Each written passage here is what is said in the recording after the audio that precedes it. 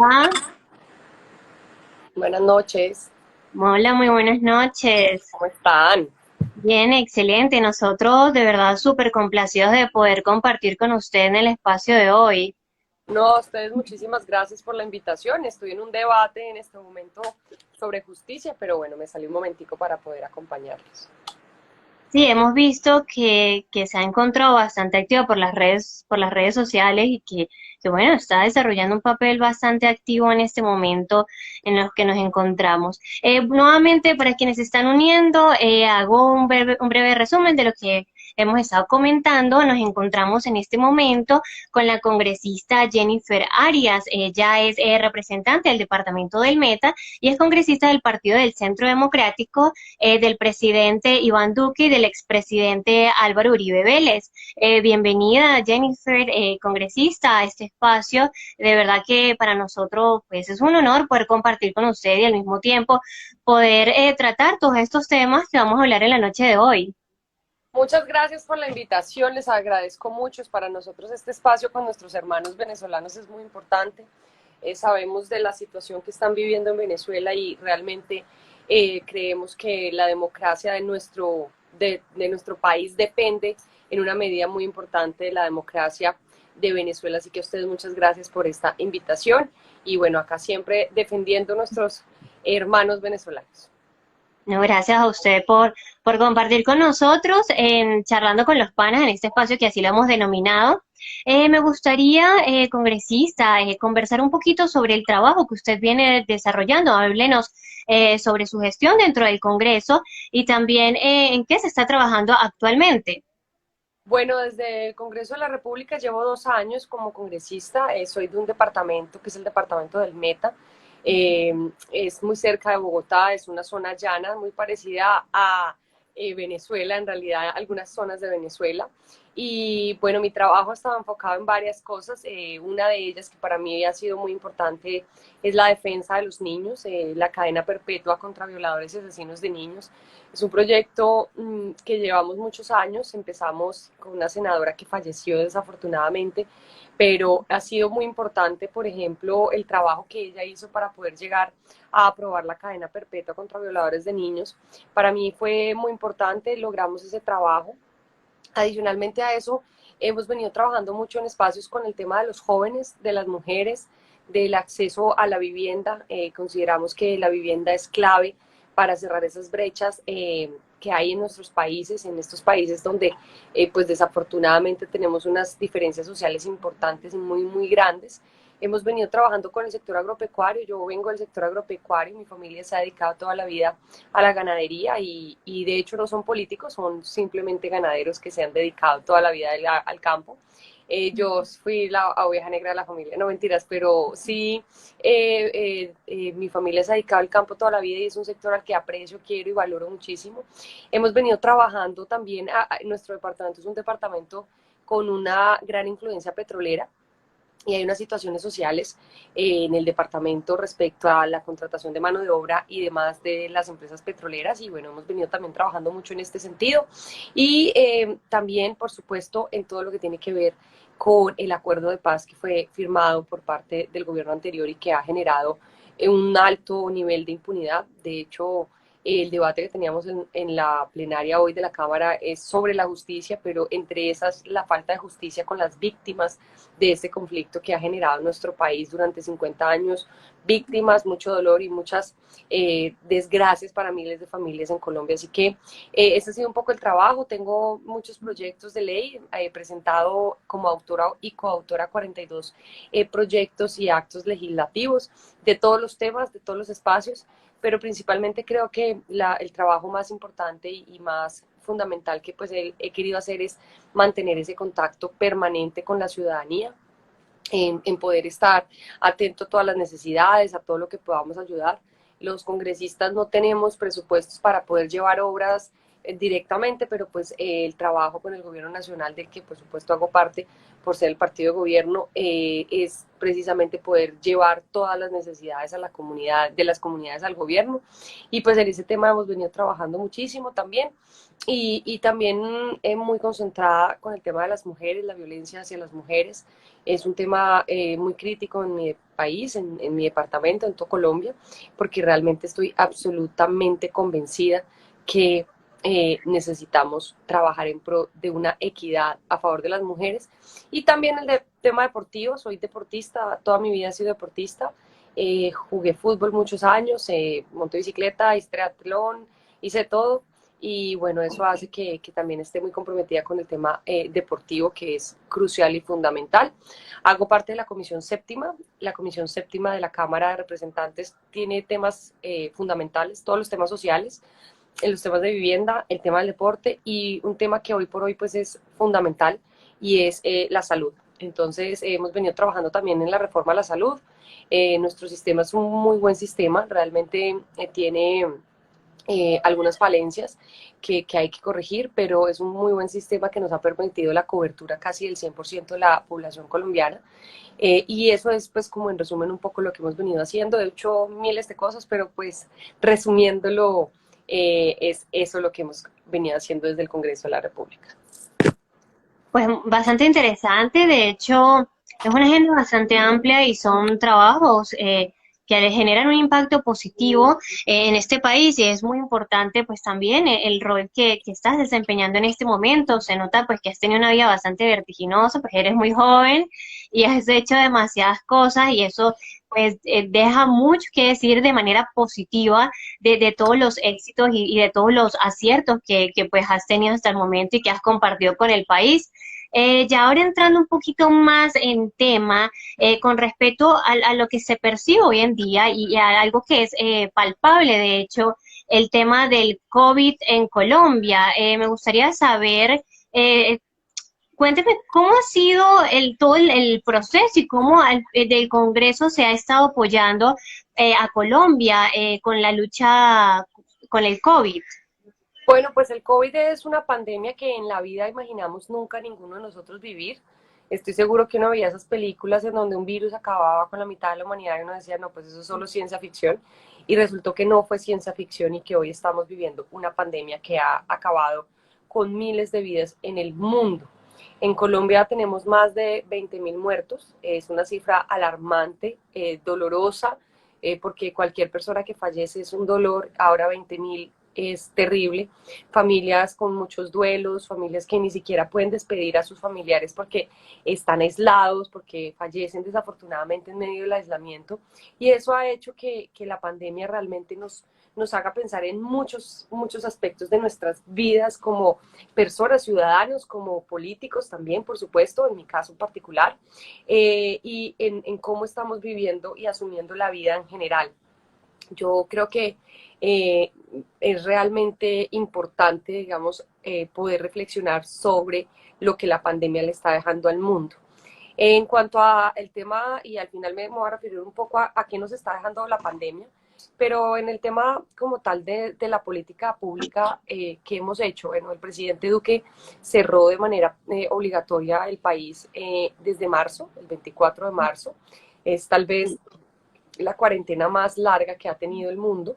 ¿Y por qué fue así? Por varias razones. La primera, porque en Colombia, como en muchos países latinos, pues el tema del acercamiento social es muy importante, ¿sí? El saludarse un beso y un abrazo, la cercanía de la ciudadanía hace que nosotros pues digamos, no tenemos esa cultura tal vez de mantener el aislamiento. Y él pues decidió acertadamente cerrar el país y hacer una cuarentena obligatoria. También cerraron los colegios, y los colegios no por la afectación de los niños como tal, sino los colegios por la situación de ser unos focos de contagio alto. A los abuelos especialmente, porque el niño pues no entiende, entonces va y saluda al abuelo y lo abraza y pues obviamente uno dice, es muy fácil el contagio. Y en ese sentido, igualmente las universidades, entonces, digamos que fueron unas medidas fuertes, pero unas medidas necesarias, y al igual que decidió no permitir que salieran personas mayores de 70 años, y creo que por eso hemos mantenido unas cifras bajas, relativamente bajas, de fallecimientos. Si uno se fija, por ejemplo, en casos como Italia, en Italia hubo 250.000, 260.000 contagios, pero hubo 35.000 muertos. En Colombia llevamos cerca de 700.000 contagios y hay 22.000 muertos. Eso lo que nos dice es que logramos, digamos, mantener baja la tasa de mortalidad comparando con países, digamos, de similares condiciones de población y demás. Sin embargo, obviamente ha sido una afectación enorme para la economía. Está muy golpeada, aumentó terriblemente el desempleo, pues obviamente las empresas cerradas no producen y eso hace que estemos en una situación económica compleja. Sin embargo, desde el Congreso de la República, especialmente el partido de gobierno en alianza con el gobierno, por supuesto, empezamos a tener algunas medidas muy importantes. Una de ellas es, un proyecto que se llama Ingresos Solidarios, una política que lo que buscaba era darle un ingreso a familias vulnerables, pero de una vulnerabilidad no tan alta, sino más bien como una clase media, si lo quieren decir de alguna manera. ¿Por qué razón? Porque hay programas en Colombia que van directamente a las familias vulnerables, Familias en Acción, Jóvenes en Acción, Colombia Mayor, y la clase media, pues por supuesto, no está preparada para asumir una crisis, pero tampoco tiene un ingreso porque no está en ningún programa de estos. Entonces este fue un poco enfocado a los independientes, a las personas que estaban en una peluquería, a todo ese tipo de personas. Fue una propuesta que hicimos desde el gobierno y por supuesto con acompañamiento del Centro Democrático, que para mí ha sido de las más importantes. También una muy importante es el PAEF, que es pagar la nómina de las empresas. Entonces las empresas que estaban legalmente constituidas, que pagaban toda su seguridad social a tiempo, sin ningún inconveniente, se les apoyó para pago de nómina. Y eso hace que nosotros, por supuesto, podamos ayudar a mitigar un poco el problema para las empresas. Otras medidas, por supuesto, son todas las medidas de sanidad. La pregunta siempre que me hacían es ¿por qué cerrar? ¿Por qué cerramos? Otros países no cerraron o por qué cerramos tanto tiempo. Por una razón muy sencilla, y es que Colombia, si bien tiene una cobertura del servicio de salud, no tenía una preparación en atención de UCIs. Y entonces este tiempo que cerramos era para poder lograr que se llegaran los ventiladores, que por supuesto no estábamos preparados, que además teníamos la situación que el mundo no tenía suficientes ventiladores para el mundo. Entonces tocaba entrar a buscar los ventiladores. Y eso nos permitió fortalecer el sistema de salud en cuanto a la atención de UCIs. Y hoy Colombia no tiene un colapso precisamente porque pudo prepararse para poder afrontar esto.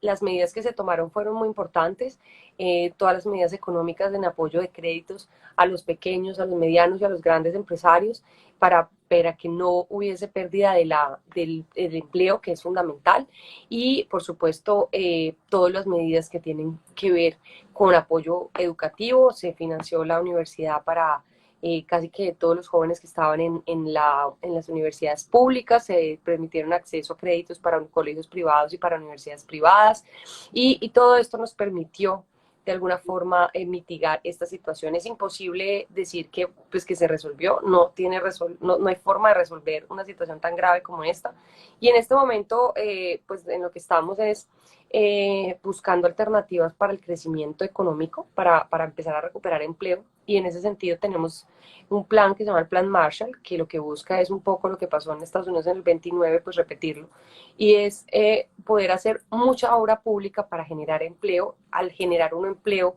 genera pues dinero circulante, y al generar dinero circulante pues lo que hace es que aumente el consumo y eso va mejorando la calidad de la economía.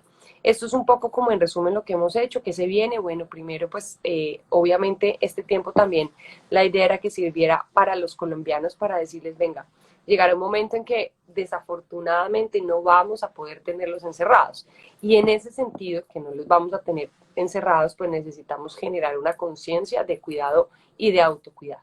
En este sentido del autocuidado, nosotros pues preparamos a los colombianos y esperamos que ahorita ya habiendo abierto el país, a excepción de digamos, de los sitios donde hay aglomeraciones y en los sitios donde digamos que pueda haber un nivel de contagio por consumo de alcoholes y ese tipo de cosas, pues está todo abierto. Entonces lo que sigue pues es mantener abierto, manteniendo digamos un control en el aumento de los casos pues de COVID y por supuesto vigilancia permanente. Yo creo que el presidente Duque lo hizo muy bien. Creo que nuestras propuestas para el gobierno, que fueron aceptadas en su gran mayoría, fueron muy importantes y esperamos poder seguir haciendo y llevando medidas que permitan recuperar la economía porque pues necesitamos fortalecer la economía. Esto es como un poco el resumen de lo que hemos hecho. Sí, claro, y es muy, muy importante ya todas las medidas que nos mencionan y también hace que es importante hacer un llamado a la conciencia de quienes habitan aquí y también para el mundo entero sobre lo importante que es también el autocuidado y de pues indiferentemente de las opiniones que puedan existir acerca del COVID o no, ya sea por los demás, también tener un respeto de usar el tapabocas, así pues tú no creas mucho en esto o que tengas unas opiniones diferentes, solamente por la cultura, por los demás, es importante pues también seguir las medidas y más pues porque son temas de salud pública y de respeto. Al mismo tiempo, pues es un tema que a todos nos causó estupor, de alguna u otra manera también nerviosismo, no se esperaba y uno también de los mensajes que deja esto es lo finito que puede llegar a ser el ser humano y de lo importante que es también cómo impactamos y cómo estamos desarrollando un papel en la sociedad. Hablando de sociedad y de lo que está pasando actualmente, congresista, yo quería o quiero dar paso ya a un tema que en este momento está en boga, un tema latente, un tema importante, un tema que de alguna u otra manera es importante para el futuro de Colombia, para los colombianos y para las decisiones y de cómo se va a percibir también todo esto de ahora en adelante. Es lo que estamos viviendo pues con el senador Álvaro Uribe, pues no es un secreto para nadie, ni es un secreto a voces que él en este momento tiene 36 días privados de libertad. Algunos dicen que pues todas estas medidas que se tomaron o estas acciones fue un pase de factura de sus detractores o es un pase de factura también por parte de sus adversarios en Colombia. Tengo dos preguntas específicas que desarrollé para este tema. La primera es hablar un poco sobre este caso, ya más puntualmente su opinión acerca de lo que considera que hay detrás de todo esto y de lo que ocurre con el expresidente Álvaro Uribe. Y la segunda pregunta que también me gustaría dejar aquí en vivo para que me la pueda responder, congresista, es qué va a pasar con el senador y el expresidente Álvaro Uribe en los próximos meses y cómo se va a percibir esto para el gobierno de Iván Duque. Muchas gracias. Bueno, el caso del presidente Uribe es una enorme injusticia. El presidente Uribe ha sido, sin ninguna duda, el político más exitoso de nuestro país, el mejor presidente que haya tenido Colombia en la historia reciente. Y es una gran injusticia lo que está ocurriendo con él por varias razones. La primera es que es un proceso que ha tenido todas las irregularidades que se puedan imaginar. Esto hace que, si bien nunca se ha pedido que no haya una investigación, si hay que hacer una investigación que se haga, pero sí hemos pedido que se tengan garantías, que haya imparcialidad, que realmente se miren las pruebas de todos los actores. Y yo les voy a hacer un recuento muy rápido en la historia de este proceso. Esto empezó en el año 2018. Nosotros no teníamos conocimiento de la investigación, nos enteramos de la investigación por los medios de comunicación que nos ha permitido, digamos, enterarnos que hay una investigación. El presidente Uribe le dice a la Corte, venga, me enteré que hay una investigación, yo quiero dar una versión libre sobre este tema, da una versión libre sobre este tema. Y cuando ocurre, pues simplemente la Corte le dice, no, usted no tiene derecho y le impide acceder a todas, digamos, como las pruebas que supuestamente tenía. Toda la presión mediática hizo que, pues por supuesto, por lo menos le dejaran ir a conocer qué era lo que estaban investigando, pero esto generó una serie de complicaciones. La primera es ¿por qué arranca la investigación? La investigación arranca básicamente porque el presidente Uribe hace una denuncia, la denuncia la hace él contra un senador que se llama Iván Cepeda, una persona muy cercana a las FARC, muy cercana al gobierno de Chávez y al gobierno de Maduro. Y Okay. este senador, lo que termina pasando es que la corte dice, no, en realidad el senador no hizo nada malo, pero le vamos a investigar a usted por haber hecho la denuncia. Ahí es donde parte todo. Este proceso empezó en el 2018, no pasó nada, no decían nada, no pasaba nada, no avanzaban en absolutamente nada, y de repente empiezan a ocurrir algunos hechos preocupantes. El primer hecho preocupante es que una de las pruebas reinas son la interceptación telefónica ilegal de 27.000 horas al presidente Uribe. ¿Y por qué es ilegal? Es ilegal primero porque al que iban a interceptar no era él. La interceptación era un señor que se llama Nilton Córdoba, que hoy es representante de la Cámara. Hicieron la interceptación y cuando le hicieron la interceptación al supuestamente Nilton, no era Nilton sino Álvaro Uribe, cuando escuchan la llamada a la persona que está escuchando, la interceptación les dice a sus superiores, oiga, pues estoy escuchando a una persona que no es. Sus superiores lo saben y le dicen, siga escuchando. Y durante 27.000 horas escucharon al presidente Uribe. Es evidente que ellos sabían que no era Nilton. ¿Y por qué lo sabían? Porque en Colombia es muy fácil reconocerle la voz al presidente Uribe, porque es muy fácil saber cuando alguien le dice, presidente tal cosa, porque es muy fácil reconocer cuando él habla, porque es muy fácil saber que no era él. Pero el presidente Uribe, ¿qué dijo? Dijo, no, si ustedes tienen unas interceptaciones ilegales, igualmente háganlas públicas, nosotros queremos escucharlas. Y en esas interceptaciones ilegales no hay una sola prueba en contra del presidente Uribe. Lo que han hecho es poner cosas cortadas, pegadas, mal pegadas, y eso es lo que conoció la opinión pública, pero no ha conocido realmente la verdad. Esa es la puntica del iceberg de todo lo que ha venido ocurriendo. Posterior a eso empieza el proceso, está en la Corte Suprema de Justicia y en la Corte Suprema de Justicia hay una magistrada que es la magistrada Lombana. La magistrada dicen que se tiene que declarar impedida porque ella trabajó en el gobierno del presidente Uribe, aunque no era un trabajo cercano. Ella finalmente la recusan, le toca declararse impedida y se sale del proceso. Y queda el proceso en manos de un señor que se llama César Reyes, el magistrado Reyes. El magistrado Reyes es un abierto enemigo del presidente Uribe. El señor magistrado Reyes trabajó con la esposa del denunciante, lo cual a todas luces es un tema de que no hay imparcialidad. Pues si mi jefe es el que denuncia, pues obviamente yo no voy a ser imparcial, sino por el contrario, voy a ser parcial hacia mi jefe o mi ex pareja, porque además de todo era anteriormente la pareja. En ese sentido, no hay una imparcialidad. Finalmente hay un testigo, que es el testigo Monsalve. Ese testigo supuestamente es el testigo rey, pues el que tiene todas las pruebas. Pero acá está Monsalve, que es uno, y a favor del presidente Uribe hay 10, pero descartan todos los testigos del presidente Uribe y dicen solamente vamos a valer a Monsalve, porque nadie sabe la razón. Y este señor Monsalve ha sido denunciado por varios de sus compañeros de celda y por varios que también les ofrecieron recursos para que opinaran en contra del presidente Uribe. Este señor Monsalve le dice a la corte si Uribe me quiso pagar o si Uribe tal cosa, Uribe tal otra. La corte solo valida ese testimonio, no se lo deja conocer a la defensa, pero los testimonios de la defensa no son válidos dentro de la investigación. Esto hace que uno diga, ¿qué está pasando? Es decir, es válido un testigo, pero el otro testigo no es válido. ¿Por qué razón? La imparcialidad es que todos puedan hacer sus testimonios y que el país conozca los testimonios de nosotros. Para nosotros eso es muy importante. Adicionalmente a esto, el magistrado Reyes tiene contratos con el expresidente Santos, abierto, opositor y enemigo del presidente Uribe. Entonces, yo te contrato y tú no me vas a investigar, pero vas a investigar a mis enemigos.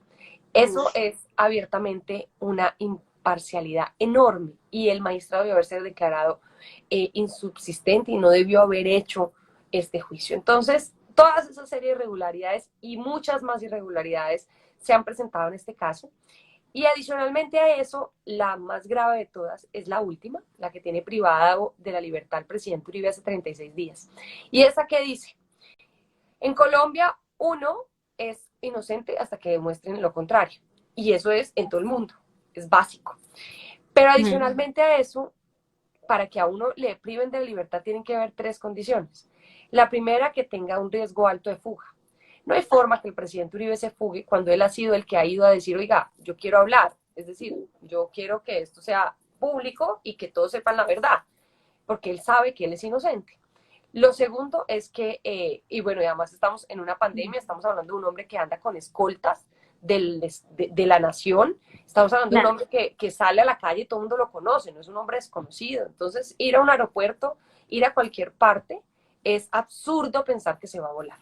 Lo segundo es que pueda interferir en la justicia. Evidentemente no tiene cómo interferir en la justicia cuando la justicia lo están impartiendo sus enemigos. ¿Cómo les va a ir a decir algo o a interferir en algo cuando la justicia la están llevando los enemigos de él? Eso es absurdo. Eh, en esas dos condiciones, ninguna de las dos condiciones se cumple. Y la tercera es más absurda todavía, y es que sea un peligro para la sociedad. Cuando Álvaro Uribe, lejos de ser un peligro, lo que ha sido es un defensor de la democracia y un defensor de nuestro país. Entonces, esas tres condiciones no se cumplieron, y en esas tres condiciones que no se cumplieron, no se tuvo en cuenta, y lo que hicieron fue decir, vamos a meterlo preso. Y esa es la situación en la que estamos. Es una situación muy grave, es una situación que ha hecho que Colombia pierda no solamente el senador más votado de la historia, sino el senador más importante, el senador que ha hecho mucho más por Colombia, un presidente fenomenal que le devolvió la paz y la esperanza a los colombianos. Y es un golpe muy duro a la democracia, no solamente de Colombia, porque ha sido realmente el muro de contención contra el comunismo en toda Latinoamérica. El primero que salió a decir que Chávez era un peligro fue el presidente Uribe. El primero que salió a defender la democracia de Venezuela fue el presidente Uribe. El primero que salió a decir, ojo con Venezuela, ojo con Bolivia, ojo con Ecuador, ojo con Argentina, fue el presidente Uribe. Y hoy tenemos una serie de personas que se han juntado para pues lograr a través de la justicia lo que no pudieron lograr de ninguna otra manera, y es tener preso al presidente Uribe. En ese sentido, nosotros pues consideramos que es importante y muy clave el poder demostrar la inocencia del presidente Uribe. Nosotros no hemos dicho que no haya una investigación, lo que pedimos es que sea imparcial, lo que pedimos es que lo investigue, tenga toda la imparcialidad del caso. Lo que estamos pidiendo es que las pruebas sean claras, que sean contundentes. Lo que estamos pidiendo es que sean públicas. Hemos pedido en infinidad de situaciones que sea público. El presidente Uribe es un hombre que lo que quiere es limpiar su honor. Él no quiere estar libre. Finalmente, si está libre o no, no interesa tanto. Su honor, su inocencia es lo que queremos demostrar. ¿En qué estamos hoy? El proceso en el que estamos es que el presidente Uribe se ve, ante esta falta total de garantías, el presidente Uribe se ve en la necesidad de renunciar a su curul como senador, y el proceso pasa a la fiscalía. No sabemos qué va a pasar en la fiscalía, si va a empezar de nuevo el proceso, si va a empezar de ceros, bajo qué condiciones entra el presidente, en este caso a la fiscalía, si como indiciado, si como investigado, o simplemente como una persona que va a empezar de nuevo un proceso. Y estamos a la expectativa de qué va a pasar en la fiscalía. El senador de las FARC, Iván Cepeda, ha recusado al fiscal y ha recusado a todo el mundo, porque simplemente considera que nadie que no sea la Corte Suprema de Justicia lo puede juzgar. Lo que lo hace a uno saber es que básicamente la Corte Suprema de Justicia está aliada con el senador de las FARC, Iván Cepeda. Es muy grave la situación para el presidente, para su familia. Yo lamento mucho esta situación para ellos, pero sobre todo es muy grave la situación para la democracia, para la justicia de nuestro país, y sobre todo para la democracia de Latinoamérica, porque él es y seguirá siendo un muro de contención para pues Latinoamérica, el comunismo. Claro, ¿no? De hecho, congresista, es muy, muy interesante la forma en cómo nos explica y cómo nos comparte esta crónica de los hechos. Y a mí me encantaría, pues, invitar a quienes nos están viendo en vivo en este momento, al igual que nos van a ver próximamente grabados, que saquen sus propias conclusiones y sus propias opiniones de lo que está sucediendo. Esto es un tema bastante delicado y un tema que en este momento está mermando dentro de la política de Colombia y es muy importante poder tener como una opinión bastante objetiva, ya que tenemos pues a la congresista en este momento que nos ha compartido pues todos los hechos desde el principio de manera también muy resumida, al cual agradecemos porque pues es muy importante conocer también toda la parte de esta realidad que se percibe en la política. Ya pues hablando ya como último punto, congresista, puesto que sabemos que su tiempo es muy limitado y que nos gustaría poder compartir con usted mucho rato y poder también esclarecer muchas dudas que tenemos. Por eso hemos escogido estos puntos. Uno de los más fuertes que queríamos conversar con usted era el tema de la hermana República de Colombia, es Venezuela. Un país que, bueno, en este momento también se encuentra en una polaridad y es un tema también político, un tema que ha afectado no solamente a todos los expatriados, sino de alguna otra manera a quienes están frontera dentro de Venezuela, puesto que la política en este momento allá está un poco, está causando demasiado incertidumbre, demasiada zozobra. Y ahí es donde quiero tocar el punto, congresista. em, ¿Cuál sería en tal caso, ante la situación de Venezuela, su postura como congresista Jennifer Arias? ¿Cuál es su opinión? Bueno, yo quiero decir varias cosas. Lo primero es que lo que pasa en Venezuela afecta profundamente a Colombia. Claro, Nuestro mayor enemigo hoy en Colombia es el narcotráfico, como siempre ha sido. Hoy es nuestro mayor enemigo. Y el narcotráfico tiene una vinculación enorme con Venezuela y el cartel de los soles. Tiene una sí, enorme conexión con la situación que vive Venezuela y con la situación que vive Colombia. A nadie le sirve más lo que pasa en Venezuela que a los narcotraficantes. A nadie le sirve más lo que pasa en Venezuela que a aquellos que necesitan tener unas rutas que permitan sacar las drogas de Colombia por Venezuela para distribuirlas en Europa. En ese sentido, lo que pasa en Venezuela es muy grave. Yo sí, lamento profundamente la situación de nuestros hermanos venezolanos. Desde el Partido Centro Democrático hemos hecho una tarea enorme de poner en evidencia lo que está ocurriendo. El presidente Duque ha sido un comprometido total con esta situación y creo que se ha venido logrando unos espacios a nivel internacional para que conozcan realmente la situación que está viviendo Venezuela. Nosotros tenemos acá obviamente también una situación social complicada, más ahora con la pandemia y todos los hermanos venezolanos que han llegado a Colombia. Hemos tratado por todos los medios de poderlos ayudar, de poderlos acompañar, porque finalmente, no solamente porque son hermanos, porque son seres humanos, sino porque muchos colombianos tuvimos que migrar en medio de la guerra. Yo entre esas me claro. tuve que ir a Costa Rica, pero muchos migraron a Venezuela y allá pudieron hacer su vida, allá nos dieron la mano y creo que es lo mínimo que podemos hacer por nuestros hermanos. ¿Qué veo yo de la situación? Yo desafortunadamente no creo que vaya a haber una solución democrática a la situación que está viviendo Venezuela. Desafortunadamente no lo veo. Se ha dado todas las posibilidades, se han buscado todas las posibilidades para que el régimen de Maduro deje el poder, pero realmente mientras tengan el cartel de los soles a las fuerzas militares de su lado y toda esta situación de poder acumulado va a ser muy difícil que haya una solución democrática desafortunadamente en Venezuela. Creo que nosotros no podemos bajar la guardia, tenemos que seguir actuando en pro de buscar y de que obliguemos de alguna forma a Maduro a salir de la presidencia y pues respetar por supuesto al pueblo venezolano, que uno todos los días ve cómo está la situación de hambre, cómo está la situación de salud, cómo está la situación de reprimiendo los medios de comunicación, la opinión, las redes sociales, toda la situación que está pasando es muy complicada. No suelo poder decir y no estoy no está dentro de mis posibilidades decirles, mire, la solución es esta o aquella, porque pues digamos que quienes podrán tomar las mejores decisiones son quienes están liderando esta oposición. Sin embargo, desafortunadamente creo que las elecciones que están prontas ustedes a tener, pues no van a ser realmente unas elecciones democráticas, puesto que al final el sistema electoral venezolano lo maneja el gobierno y está claro que el gobierno no va a permitir que haya una victoria. Seguramente ganen en las urnas, pero posiblemente cuando cuenten los votos no van a ganar. Entonces, creo que deben ser muy cuidadosos.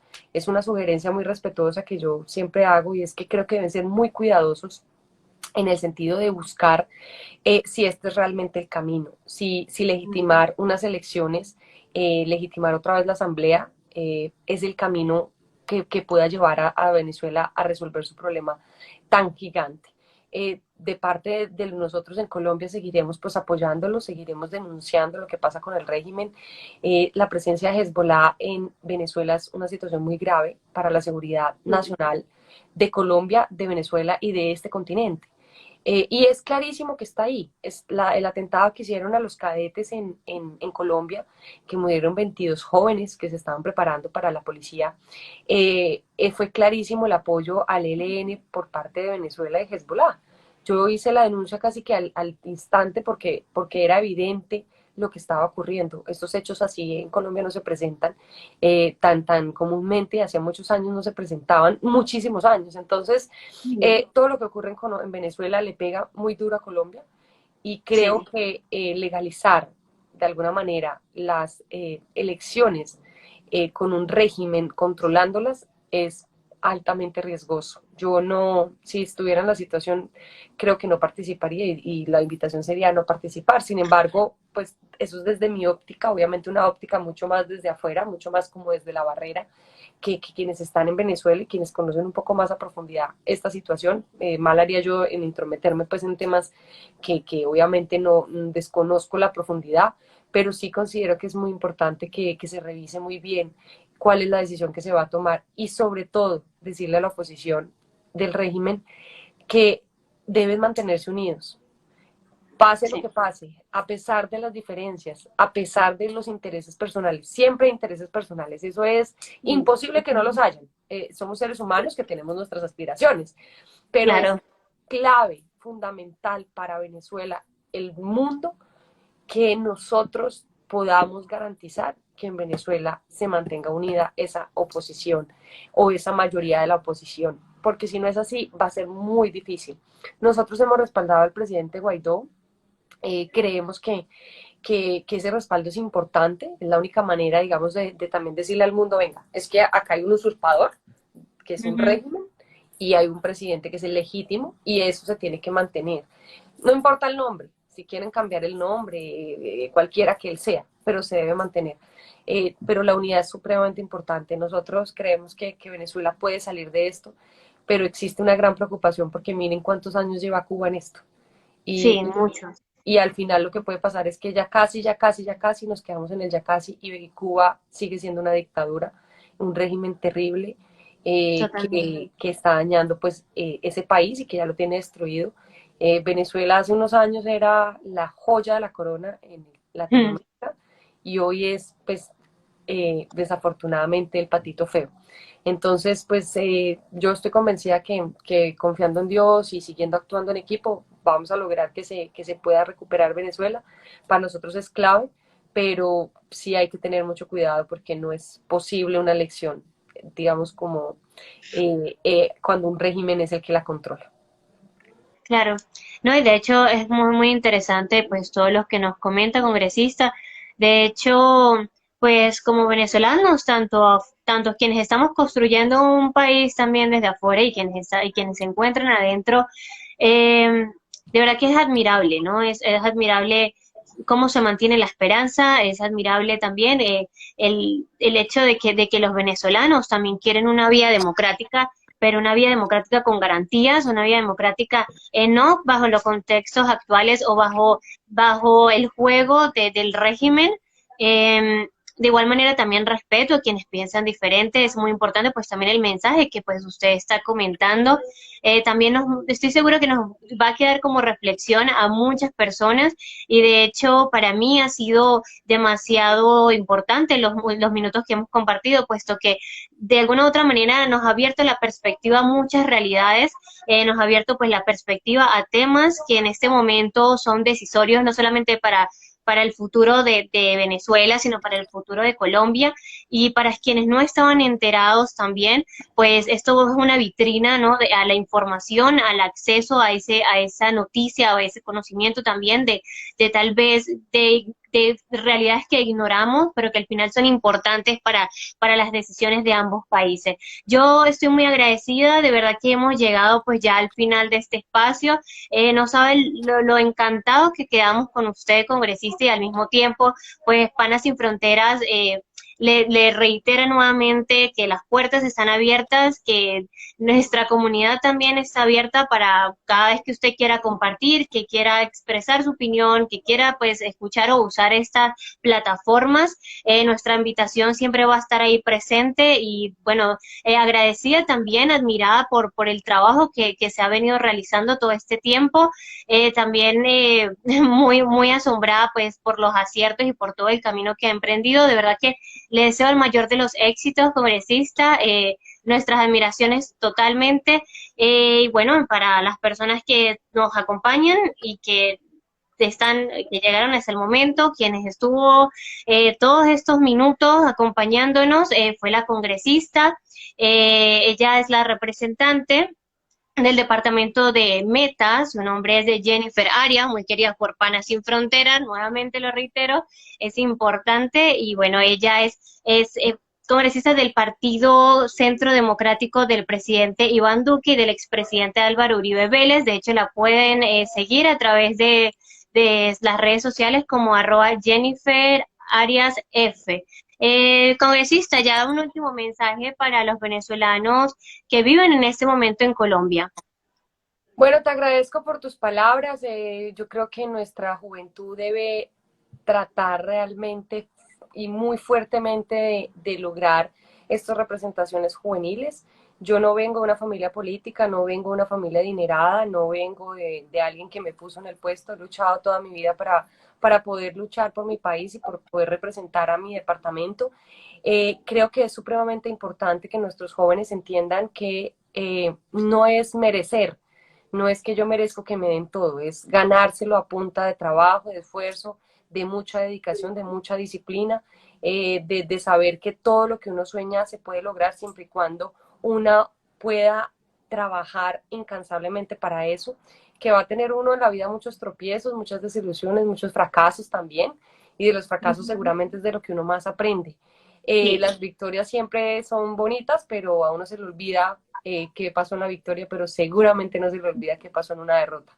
Así que totalmente. este mensaje es para decirles que no pierdan la fe, no pierdan la esperanza. Nosotros estuvimos en un gobierno de oposición 8 años, un gobierno que dejó devastado a nuestro país, que le entregó a las FARC 10 curules en el Congreso gratis, sin dar ni siquiera verdad, ni siquiera justicia, no reparar las víctimas. Nosotros estuvimos oponiéndonos a un gobierno que nos entregó un país quebrado prácticamente económicamente hablando. Nosotros nos enfrentamos a un gobierno que nos cerró todas las puertas, todos los medios de comunicación, absolutamente todo, y tuvimos un gran líder, gracias a Dios, que se llama Álvaro Uribe Vélez, y por esa razón lo acompañamos y lo seguiremos acompañando. Seguimos luchando por la democracia, seguimos en riesgo, la democracia en nuestro país está en riesgo, el 2022 es un año crucial para el país, puesto que se vienen las elecciones presidenciales y creemos que hay un riesgo importante en estas elecciones, y por eso le hablo a los jóvenes. Los jóvenes son claves, pero los jóvenes bien informados, los jóvenes leyendo, los jóvenes no pensando en que lo que dice Facebook es la verdad, sino realmente yendo a la profundidad de los temas, los jóvenes pensando en sociedad, en ser incluyentes, y los jóvenes pensando que uno construye basándose en las diferencias y no en destruir porque somos diferentes. En Claro. ese sentido, mi mensaje para Venezuela, yo tengo una experiencia muy bonita. El año pasado hubo un concierto en la frontera, eh, y Sí. yo pues fui al concierto, pero al otro día fuimos a acompañar porque iban a entrar una ayuda humanitaria y fui a uno de los puentes que une Cúcuta con Venezuela. Y Exacto. en uno de esos puentes yo entré hasta casi hasta donde estaban las tanquetas de Venezuela y fue terrible para mí ver cómo los atacaban con gases lacrimógenos, cómo les atacaban con tiros de pistolas, de verdad, no eran balas de salva, sino de verdad pistolas. Sí, Yo fui con mi entre hermano. venezolanos. Sí, yo fui con mi hermano y era terrible porque nosotros pues íbamos en son de paz y terminamos con gases lacrimógenos por todos lados, entonces tapándonos la cara con plástico para que no nos entrara. Fue para mí aterrador realmente. Fue muy duro ver cómo me acuerdo que a una persona le dieron unos disparos con esas gomas acá en la cara y estaba con la cara vuelta a nada y el señor seguía peleando. Yo le decía, ve a donde el médico que te mire y él me decía, no, yo ya no tengo nada que perder, yo ya perdí todo, no tengo nada más que perder. Para mí eso fue muy duro, ese día además me hirieron a mí, me dieron un tiro Sí. acá casi en el ojo, me salvé porque llevaba Wow. unas gafas puestas, pero me dio pues como acá, terminé con el ojo inflamado, fue horrible y todo el mundo Wow. pues preocupado por supuesto, pues porque yo era congresista y bueno, eso era una cosa muy Sí. grave. Y todo esto se los cuento para decirles que nosotros sabemos lo que están viviendo, nosotros somos conscientes de lo que están viviendo y que en Colombia van a encontrar un país hermano, van a encontrar un país aliado y van a encontrar la posibilidad de refugio y también la posibilidad de buscar que puedan recuperar Venezuela, que es un país maravilloso al que no conozco, desafortunadamente no he alcanzado a ir, yo tengo pues no he tenido ese privilegio, pero esperamos que muy pronto lo podamos tener. Lo tendremos presente y la invitaremos. Y bueno, congresista, agradecida nuevamente. De verdad, esperamos pues tenerla en próximos espacios y poder contar con ustedes en futuramente para otras actividades. Claro que sí, estamos acá siempre prestos para acompañarlos. Muchas gracias por la invitación, Dios los bendiga y muchas gracias.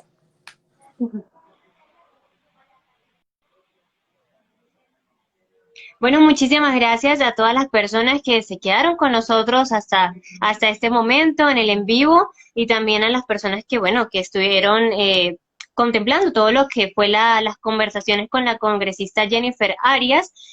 Quiero cerrar este espacio denominado Charlando con los Panas, con un mensaje muy importante de Rómulo Gallegos. Para todos los venezolanos que me están viendo, una de sus frases célebres fue, el país, Venezuela, no está en manos de los malos, sino en el corazón de los buenos. Así que no se exasperen, sigamos trabajando por la democracia en nuestro país, sigamos aportando a nuestro país, que siempre, siempre podemos construir un país mejor y su garantía y su riqueza siempre va a ser la sociedad venezolana. Para eso, mucha disciplina, compromiso, conocimiento y bueno, los invito a que sigan adelante, no pierdan la esperanza, que ya pronto, pronto esperamos que podamos ver la luz. Así que bueno, con este mensaje me despido, muchas gracias y esperamos tenerla nuevamente para próximos espacios. Quien estuvo acompañándolas hasta el momento, hasta ese momento es mi persona, Janet Villanueva, voluntaria de Panas Sin Fronteras. Hasta luego.